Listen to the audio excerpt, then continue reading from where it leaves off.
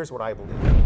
I believe that as a consumer of these services, if I can go and I have a great experience, it's simple, it's not intimidating, it's not overwhelming, it doesn't cause fear.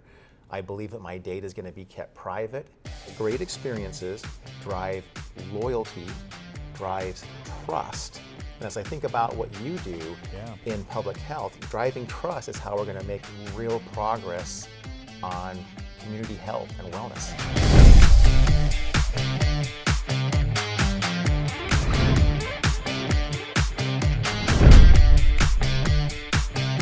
We spend a tremendous amount of time collecting the dots.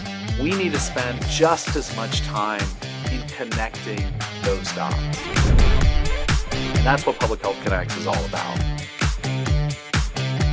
My name is Dr. Umair Shah. I'm the Secretary of Health for the great state of Washington. This is Public Health Connects.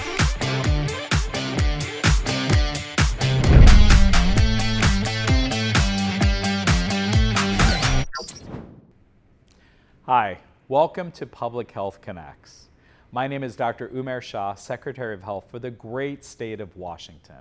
And I'm so pleased to have all of you join us for our 5th episode of Public Health Connects. I'm super excited today to have Mr. Brad Anderson, President of Products and Engineering at Qualtrics, to join us to have an incredible discussion about experience management. And I have a feeling we're going to be touching on a lot more than just experience management. Let's go to it. Brad, thanks so much for joining us today. So I'm so super excited about this conversation about experience management. So first and foremost, what exactly is experience management? And can you tell us how you got involved in this? You bet. So maybe kind of to start, let's describe it this way. Yeah. Every person can tell you of an amazing experience they had. You know, it was memorable, it was impactful, it had meaning, they remember it, they share it. Yeah. That's a great experience. And then every person can also tell you, here is one of the worst experiences that I've ever had on the opposite side of that. What we do in experience management is help organizations to understand the interactions and the experiences that their key people are having, whether it is a consumer, a community member, an employee, a service provider, understand the exact experiences and then continually drive improvement. Because what we have been able to prove is that great experiences drive loyalty, drives trust. And as I think about what you do in public health, driving trust is how we're going to make real progress on community health and wellness. Can you explain maybe to an audience of health professionals, why should it matter? What's the value out of this? What a good question. So maybe I'll start with kind of. By the way, all these are supposed to be really good questions. Thank you. But thanks for pointing it out. I love it.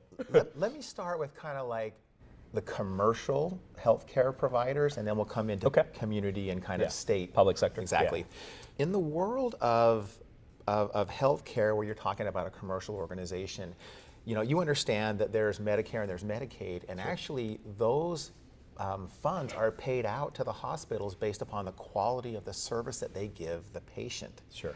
And so there's actually a survey that goes out to patients who have used Medicare or Medicaid, and then what happens is all the providers are stack ranked 1 to 100, if you will. And if you're above the average, you get more money given for the same service. If you're below the average, you get less money. And so it's been built in to basically, if you give a better customer experience, you're going to get paid more. Got it. So there's a very, very financial benefit incentive for commercial organizations, right? And then of course, if you're giving great service, then you know that the health care that the individual is getting is better. Now as we go to public services, like where you spend your time at, the diversity of the people that you serve is remarkable. I mean, 8 million community members here in Washington, across right? Washington, And that diversity is remarkable in how you think about what's the service that each one of them needs. And so at the core of this, here's what I believe. I believe that as a consumer of these services, if I can go and I have a great experience, it's simple, it's not intimidating, it's not overwhelming, it doesn't cause fear. I believe that my data is going to be kept private. That builds trust, with the system, with the organizations, and as we build trust, I think that is how we can progress healthcare holistically. Got it. And so in the area of public health, what we help organizations do is identify the things that are causing a break in trust or a lack of trust, and then what actions they should take. So it's interesting. So you're talking about, you know, on the private side of healthcare, it's fee for service or value propositions for a service delivery. And then you come over to the public sector side where maybe we're not looking at it in that same way, but it's interesting how there are so many parallels of the two. Because what you're saying in essence is that if a governmental organization or a public sector organization is effective, is efficient, right? It shows up consistently as getting the job done. Yep. There's trust that gets built with that. You can trust government, you can trust public sector, you can trust agencies to be able to deliver a service. And that's a really interesting equation. So let's tease that out a bit. Yeah, I'm sure you and I will answer this one together. You know, I know it's almost like a rhetorical question.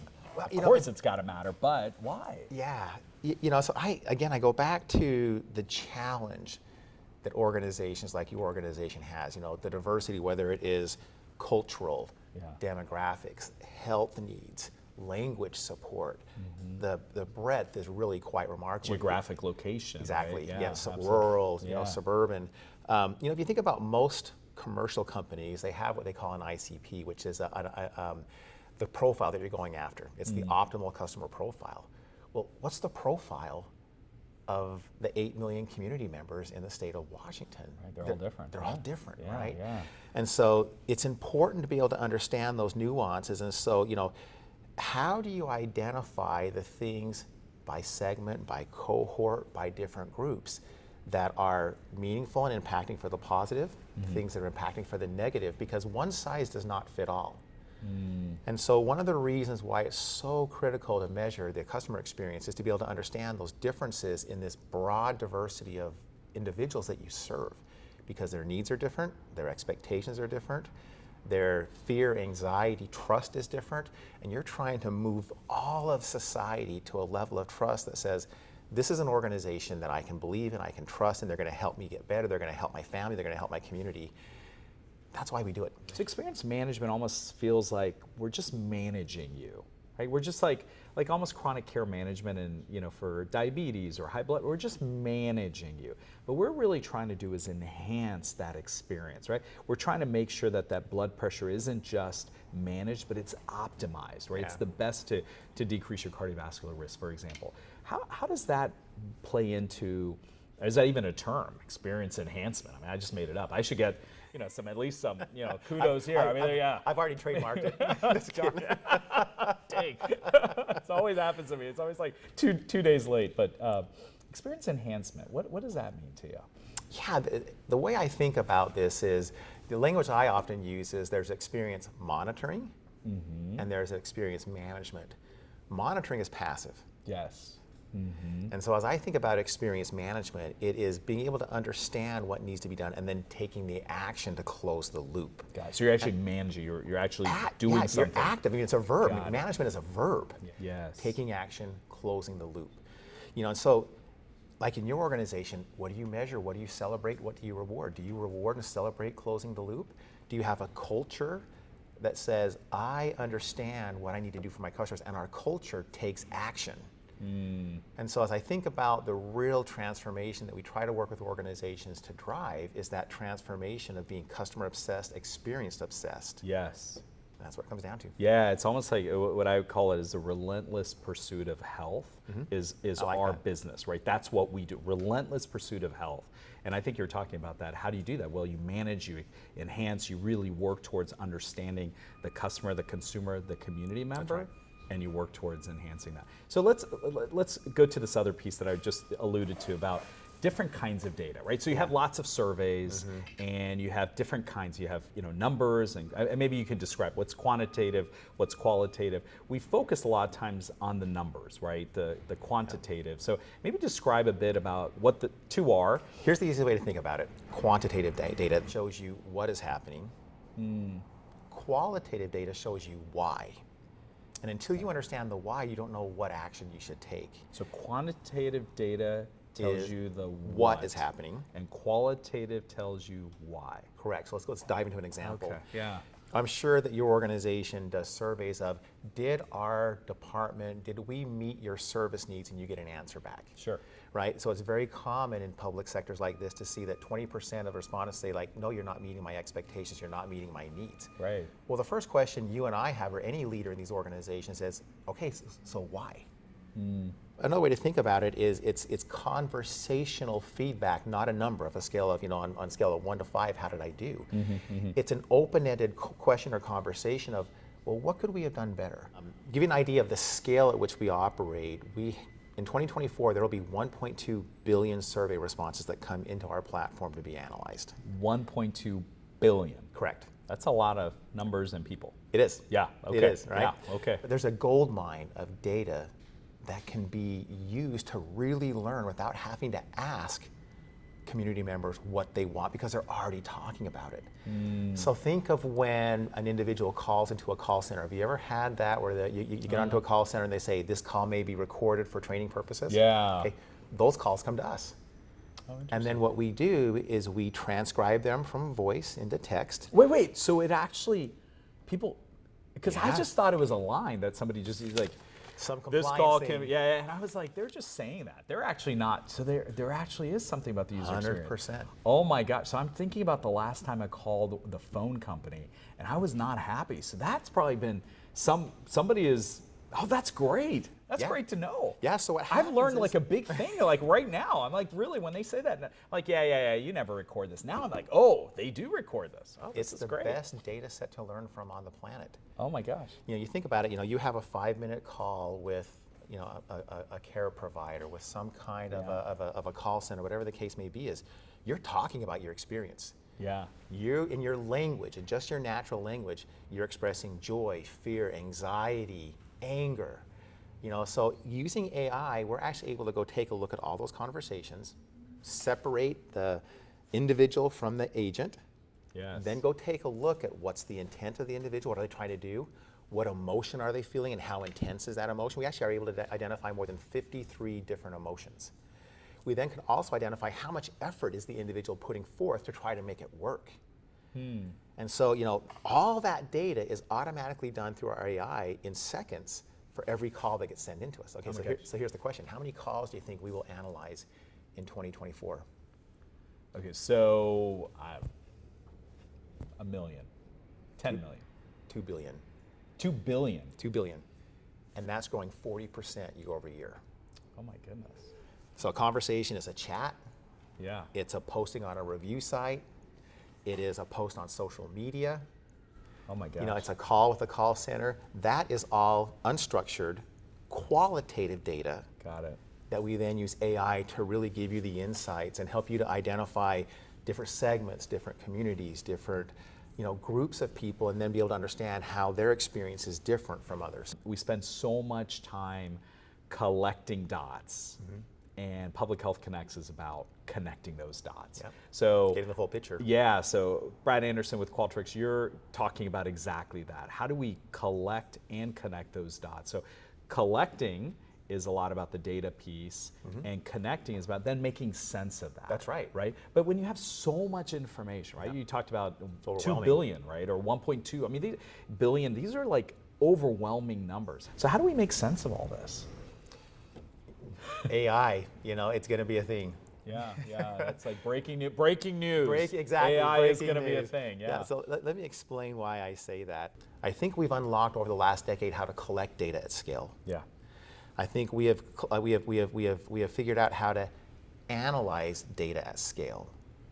What AI, and specifically generative AI, is going to do for us is it's going to enable us to understand at scale. And once we understand at scale, then we can take action at scale. The way historically most companies and organizations have operated is they'll have humans and they'll go listen to a handful of calls every month, like a very, very small number. Right. And then they try to extrapolate from that what the learnings for the whole are. In this scenario, like if I'm in that particular role, I go in and I'm going to listen to 5 calls from each of my agents over the month period. I'm going to analyze it. Here's what went well, here's what didn't well, here's the training for the agent, here's the feedback for the organization. And they would analyze a fraction of a fraction of a fraction of 1%, and then try to make sense of it. So that earlier conversation comment I made about like the phone company, that's what I was thinking. Yeah. So I guess I've just not evolved. Well, Things have changed. Yeah, right? your view is, hey, this is just a conversation Yeah. that's going into a sea of Yeah, data. there's like 1 million of these calls. They're only going to take a sample. It's probably not going to be that many. But now it's different. Yeah, because AI can now do that work at scale, and you can now analyze every interaction, not a fraction of a percent. And then with AI, you can put the guardrails in to drive out bias. All humans have bias. You can make sure that things like representation, equity, diversity are represented in the models. big, You right. put guardrails around it so that not only is the data coming back is correct and right, but it's appropriate. We talked about trust earlier. You need to trust us that we're going to protect your data, your patient's data, their privacy, all those kind of pieces. And so this world of generative AI is going to unlock, like I said, understanding at scale. But the challenge is to make sure that as a company, as a society, as an organization, we're protecting that data and honoring the privacy of our people. That is non-negotiable. That's just a must-have. I'm curious about negative feedback and how does that work into the chain? So there's a broad perspective on negative. Yeah. There are things that are mildly annoying. Yes. There are things that are really irritating Okay. or really angering. Okay, and so one of the key things that we've been able to build is by just looking at the language that is being expressed, and we do this in 23 different languages. Okay, Okay. well, 23 languages plus emojis, and there's a lot of emotion in emojis, right? Oh, okay. Yeah. Well, no, of course there is. a lot of emotion My kids there. are very good at reminding right. me of this. We're always learning. I didn't know. Oh my gosh. Okay. All right. And so I hope my kids aren't watching this part. Yeah. Okay. You think about the language that people use, and I'll give you a couple of examples. Let's take two words, outstanding and incredible. Okay. Do you think that those are positive or negative words? I mean, they both sound like they're positive. Okay, Yeah. and they can both be negative. Let me give you an example. I had an outstanding experience, positive. Yeah. You have an outstanding bill. You have outstanding debt. Oh, okay. Same word. Same But word. in the context, Context. what is the usage? And that's what AI enables us to understand. And so that is the kind of work that we do, that our natural language understanding is able to identify the emotions and the intensity of the emotion. Because you want to go spend your time on the things that are really, really annoying and really problematic, as opposed to the things that are just kind of like mildly annoying. So we're in the field of public health, right? That's majority of folks that are going to be watching this are in the health ecosystem, whether it's healthcare delivery or population health. As we think about these fields that oftentimes don't fully intersect, the question is, so what and why now, right? What's the sense of urgency in the midst of all this? So why should we care about the customer experience in health, how broadly we want to go or how narrowly we want to go? Number two is, why should we have a sense of urgency that experience management matters? It should be something we should focus on, we should invest in, we should take our time and effort to do something about.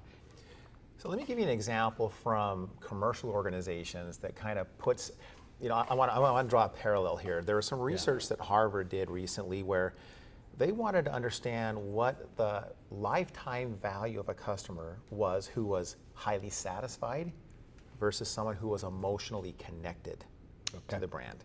Okay. And what they found is that emotionally connected consumers are worth 53% more to the company than someone who's highly satisfied. Okay, so what's the correlation now in healthcare? It's trust. It's trust. And so what I would argue, that data can be applied into healthcare, and people who are connected to a system, to a community, if they're connected, they are going to have more trust that the right things are being done than even someone who is highly satisfied. So now the question becomes, how do you drive emotional connection across a community, across service providers. Yeah. And that's what experience management is all about. It's about understanding the people stories. It's about understanding the backstories, the emotions, the challenges, the fears, and then being able to take that, marry that with the quantitative data, and understand what is happening, why it's happening, and why you should take action. Then your question about what's the sense of urgency? Yeah. You know, we live in a world where we know within seconds when something happens on the other side of the world. Right.